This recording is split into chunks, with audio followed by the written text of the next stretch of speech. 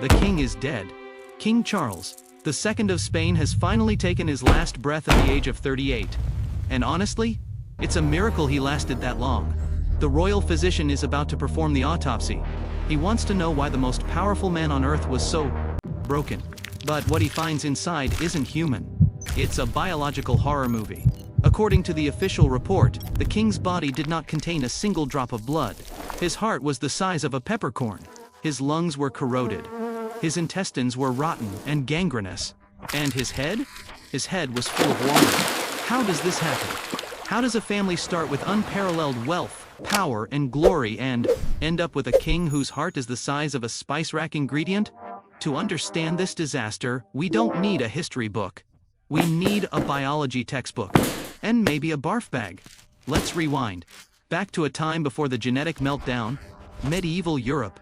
A place where if you wanted more land, you usually had to stab someone for it. War was expensive. It was messy. And worst of all, you could lose.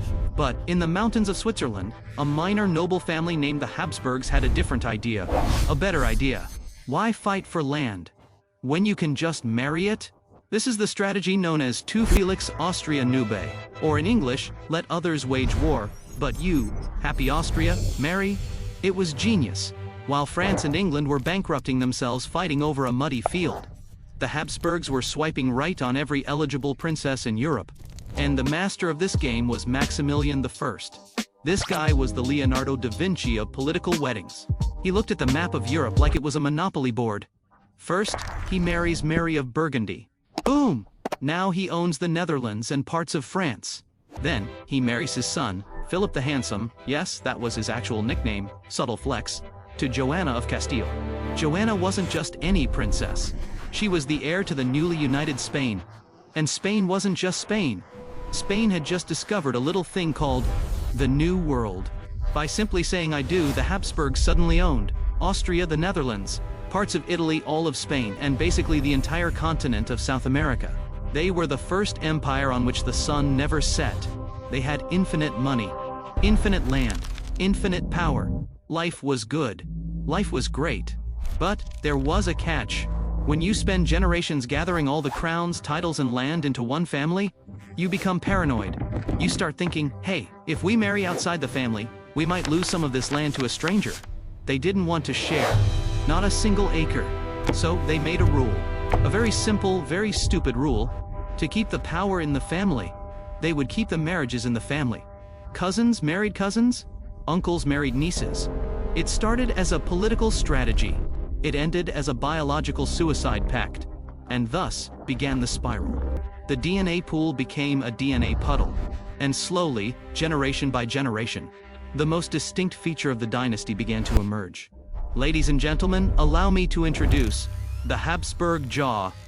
Normally, a family tree looks like, well, a tree. It grows up and out. Branches spread apart. New DNA comes in. Old DNA goes out. It's healthy. It's natural. The Habsburg family tree, however, didn't look like a tree. It looked like a wreath, or a pretzel, or a tumbleweed made of bad decisions. To understand how bad this got, we need to talk about a number called the F-score or inbreeding coefficient. Basically, if you marry a random stranger, your kids are safe. F-score is near 0. If you marry your first cousin, please don't. The F-score is 0.06. Risky, but usually survivable. If two siblings have a child, the score jumps to 0.25. This is the biological danger zone. This is where genes stop working and start screaming. King Charles II, the guy with the waterhead from the beginning, had an F-score of 0.254. Let that sink in. He was more inbred than if his parents had been brother and sister. How is that mathematically possible? It's possible because the Habsburgs didn't just do it once. They did it for 200 years. They treated their princesses like poker chips. The Spanish branch sent a girl to the Austrian branch. The Austrian branch sent a girl back to the Spanish branch. Repeat this for generations, and eventually, everyone is everyone's uncle, cousin, and nephew at the same time. Think of genetics like a slot machine. We all carry some bad genes hidden in our DNA. Diseases, deformities, madness. Usually they are recessive, meaning they are shy. They hide. If you marry someone from a different gene pool, their good genes will cover up your bad genes. You get a jackpot, healthy baby. But the Habsburgs? They were playing the slot machine with a rigged deck. Because everyone in the family had the exact same bad genes. Mom has the big jaw gene. Dad, who is also mom's uncle, has the big jaw gene. When these two combine, there is no place for the bad gene to hide. It becomes dominant. And the most famous prize from this genetic lottery was mandibular prognathism. The Habsburg jaw. It wasn't just a strong chin. It was a medical disaster.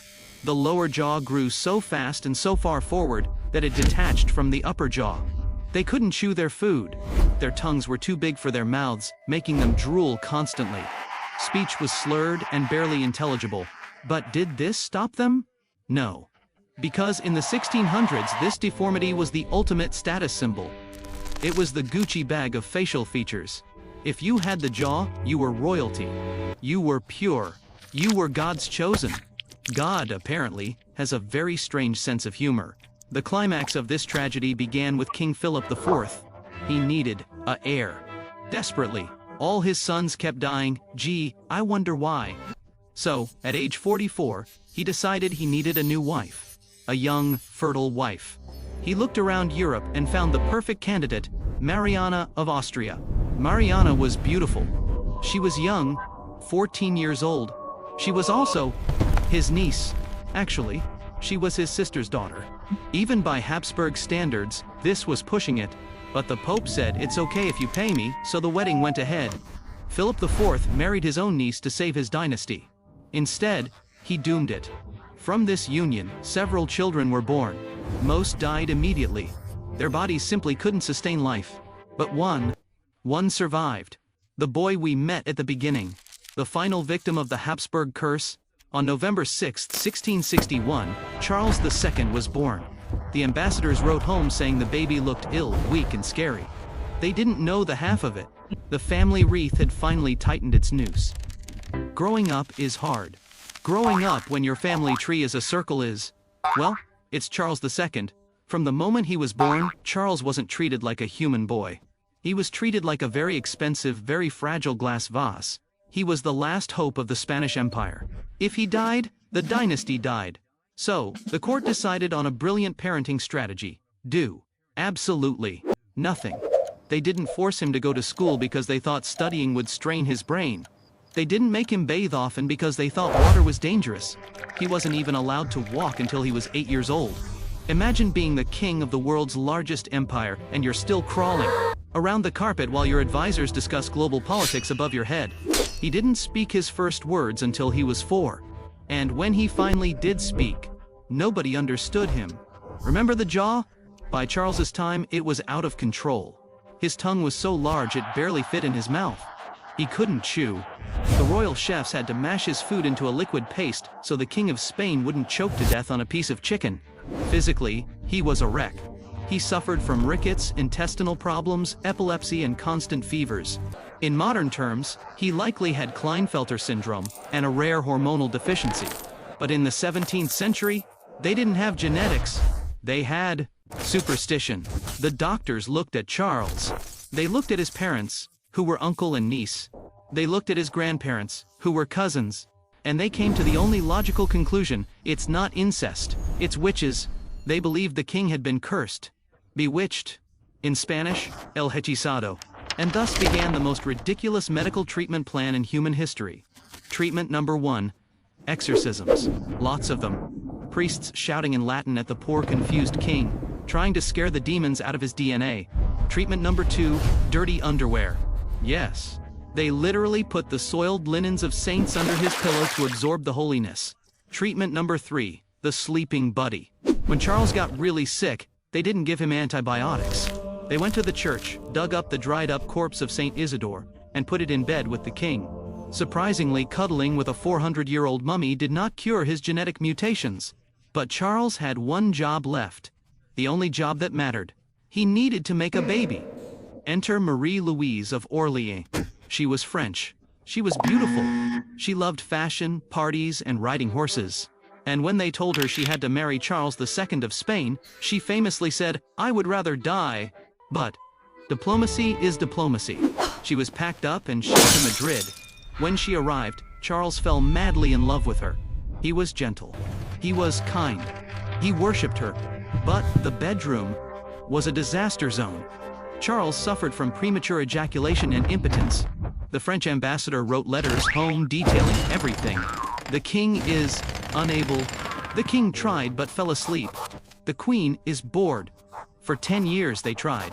The court forced them to drink potions. They made them wear amulets. They probably brought the mummy back for a pep talk.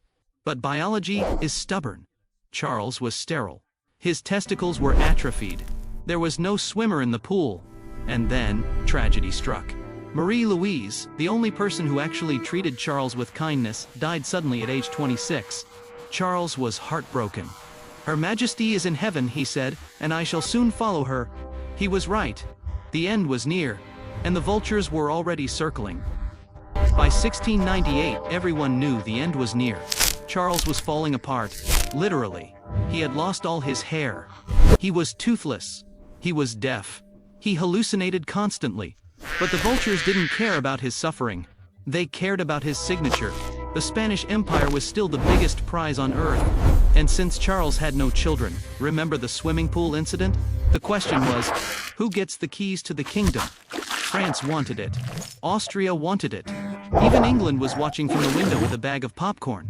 Charles's second wife, Maria Anna of Neuburg, aka the wicked stepmother, character, was bullying him to leave everything to the Austrian side. But Charles, in his few moments of clarity, just wanted peace. He didn't want his death to start a world war. Spoiler alert, it totally did. In October 1700, the king could barely stand. His internal organs were failing. He suffered from constant seizures. He told his confessors, "My whole body hurts." The Habsburg chin had become so painful he couldn't close his mouth, leaving it permanently open to infection. On November 1st, 1698, at 2:49 p.m., the struggle ended. Charles II, the last Habsburg king of Spain, took his final breath. The candle that had burned for 200 years finally flickered out. We are back where we started. The autopsy. Now you understand why the doctor found what he found. The heart the size of a peppercorn? Genetic atrophy? The corroded lungs? Recurring infections from a weak immune system. The water in the head? Hydrocephalus, likely caused by chromosomal defects. The physician stated he did not have a single drop of blood. Metaphorically, he was right. The royal blood they tried so hard to keep pure had turned into poison. The moment Charles died, the War of Spanish Succession began. It lasted 13 years. Millions died. And, in the end, the French Bourbons took the throne. The Habsburgs lost Spain forever. The irony is cruel. The Habsburgs married their cousins to preserve their power. But in doing so, they created the very thing that destroyed them. They thought they were building a dynasty of supermen. Instead, they built a genetic prison. So, what have we learned today? 1. Power is fleeting. 2. Biology always wins. 3. And most importantly, if you go to a family reunion and someone looks hot, make sure you check their last name first. Thanks for watching. Don't forget to subscribe or I'll send the mummy of St. Isidore to sleep in your bed tonight. Bye!